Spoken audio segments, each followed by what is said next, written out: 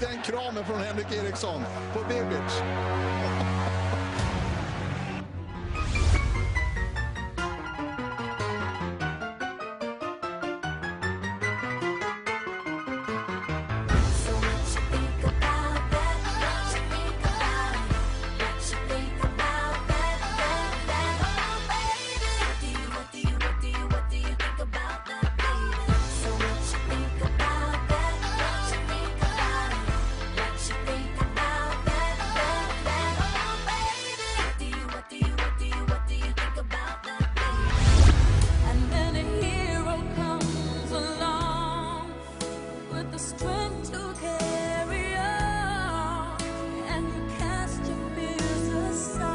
Bare på svensk. Jeg gør det langsomt. Altså.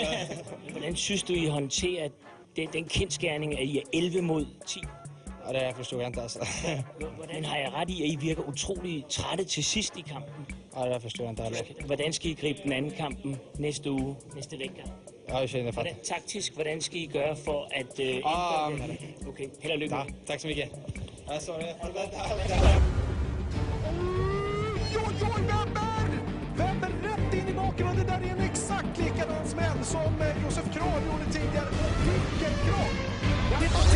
Titta, han har glömt att ta av skridskoskyddet. Det kommer han få höra i många år till. Alltså, titta här, titta!